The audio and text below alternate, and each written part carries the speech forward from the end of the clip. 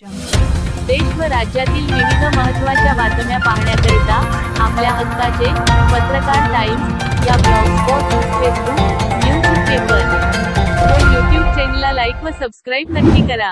धन्यवाद. व्यासपीठावरील सगळे मान्यवर, अजून मी नेता झालेलो नाही, पुढारी झालेलो नाही. मला सगळं प्रोटोकॉलप्रमाणे एवढं बोलता येत नाही.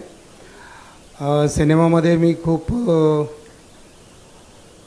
नेत्यांच्या, गृहमंत्र्यांच्या, मंत्र्यांच्या अशा भूमिका केल्यात, विलनच्या भूमिका केल्यात. आता वाईट माणसाने राजकारणात यायचंच नाही असं तर काही बंधन नाही ना. सगळ्या चांगल्याच माणसाने यायचं असं का नाही. मुद्दा असा वाटला मला की मी राजकारणात कधी येईन असं मला वाटलंच नव्हतं. सगळ्यांनाच हा शॉक असेल. पण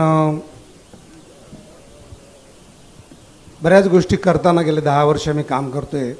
आणि त्याची सुरुवात माझ्या आईच्यामुळं झाली होती. आणि मी ठरवलं होतं की आईच्या वजना एवढ्या बिया महाराष्ट्रात लावेन आणि जिथे जिथे मोकळ्या जागा असतील तिथं काम सगळं चांगलं करेन आणि पर्यावरणाचं काम अर्थात माझ्या आनंदाचं काम म्हणून करेन. आणि हे करत असताना नेहमी माझा योग आला की काय प्रॉब्लेम झाला की मंत्रालयात समजा मी 25 वेळा गेलो असेल तर त्यातले 15 वेळा मी दादांनाच भेटलो आहे. आणि योगायोगानं भेटल्यानंतर माझा जो अनुभव आहे तो सरळ एक घाव दोन तुकडे, त्याच्यात काय बदल नाही. डिसिजन एकदम पटाक करून होऊन जातो आणि मला त्याचा फायदा होत गेला. बऱ्याच वेळेला फॉरेस्ट डिपार्टमेंटमध्ये फिरताना अख्खा महाराष्ट्र पालथा घातला मी. बेन साहेबांना आम्ही जवळजवळ 70-75 किलोमीटर एका 3 दिवसात चाललो होतो. तर फॉरेस्ट डिपार्टमेंटचे काय प्रॉब्लेम आहेत. जेव्हा 2016ला जेव्हा ह्यात सुरुवात झाली होती तेव्हा देशी झाडं, परदेशी झाडं याच्यावरनं जेव्हा वाद झाला होता जेव्हा काय झालं तेव्हा मी दादांनाच भेटले. दादांना भेटणं म्हणजे पहाटे 6ला भेटा, नाही तर 8ला पुण्याला भेटत, नाही तर 7ला. अशा परिस्थितीत नेहमी भेटणं, पण नेहमी वेळेचं भान ठेवून आणि पटपट डिसिजन घेऊन कामं झाली. त्यामुळे त्याच्याबद्दल नेहमीच मला आदर वाटला. आणि अचानक ह्या 8 दिवसात ठरलं की राजकारणात इकडं घेतलं तर काय होईल. तर मला वाटलं की बरेच प्रश्न बाहेर राहून बोलण्यापेक्षा आज जाऊन सिस्टीममध्ये जाऊनच आपल्याला सोडवावे लागतील आणि जे सुटत नाहीत. आणि त्यात जर दादांसारखा माणूस असेल तर मग काय, राष्ट्रवादी काँग्रेस असेल तर मग काय. तर मला वाटलं का नाही. आणि जेव्हा सहज असं उत्तर येते का मनातनं, तर मला कित्येक गेले काही वर्ष मला काही लोकांनी विचारलं होतं, काही पक्षांनी बोलणं झालं होतं, पण माझ्या डोक्यात कधीच असं नव्हतं. पण ह्यावेळेला इन्स्टिंक्टिव्हली आलं की हे काम जास्त चांगलं करू शकतो आपण.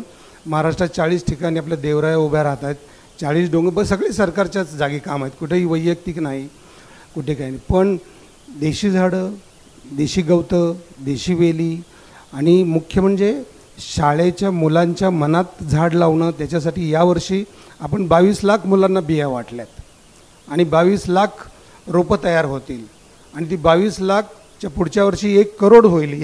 या मला वाटते आत्ता ज्या पद्धतीनं माझा ह्या सगळ्यांशी चर्चा झाल्या, बोलणं झालं, त्याच्यानंतर मला वाटतं की मी पुढच्या वर्षातच ते 1 करोड 2 करोड विद्यार्थ्यांपर्यंत पोहोचेन. आणि जर बरोबर सिस्टीममधनं काम झालं तर वृक्षप्रसाद योजना, जी मी आता परवा आंध्र प्रदेशच्या डेप्युटी CM पवन कल्याणलासुद्धा भेटलो आणि त्यांनीसुद्धा सांगितलं की ही योजना फार चांगली आहे. तर झाडे लावा झाडे जगवा म्हणण्यापेक्षा ती जर भक्तांच्या थ्रू सुरू झाली तर किती भारी काम होईल. तर मला असं वाटतं की सगळ्याच गोष्टी आज बोलत नाही तुमच्याशी, पण मला असं वाटतं की मला काही या पक्षाच्या यांच्या विचारांच्या काही स्ट्रॅटेजीज मला आवडल्यात. की बेसिकली मी नेहमी सांगतो की शेतकरी, farmer is the best creator in the world. जगात शेतकरी एवढा कोणीच क्रिएटिव्ह माणूस, सर्जनशील माणूस नाही की ज्याच्यामुळे माणसं जगतात.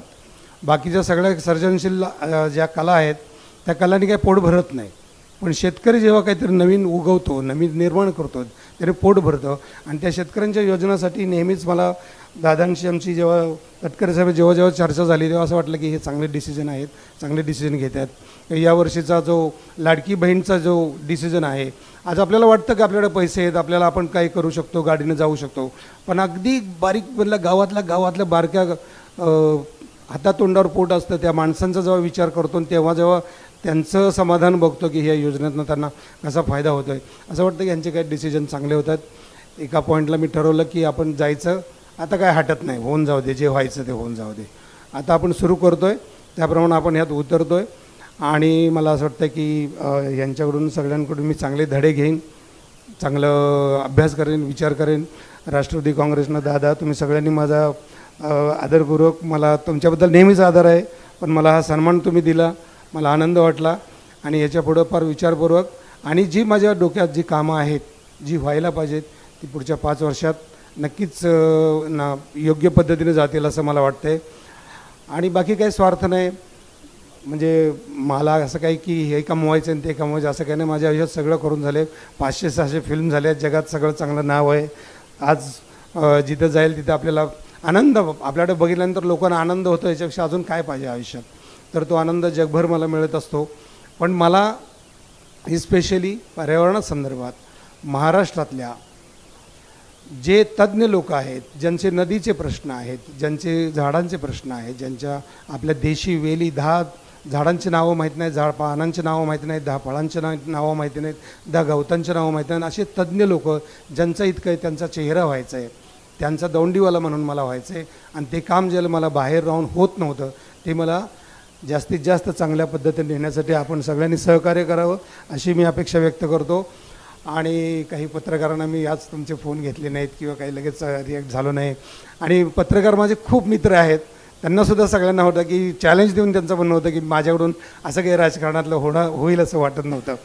पण आज मला वाटतं की फॉरेस्ट डिपार्टमेंटचे सगळे जे अधिकारी आहेत तर त्यांना आनंद होईल. मला असं वाटतं की मी सगळ्याच गोष्टी आज बोलत नाही, पण मला वाटतं की चांगल्या मार्गावर आहे, चांगल्या पक्षात आहे. काय सगळे पक्ष एकसारखेच असतात, पण मला वाटतं की हे इथं जे मला काय म्हणतात त्याला विश्वास वाटतो, इथं जो मला विश्वास वाटला त्याचा मला सार्थ अभिमान आहे.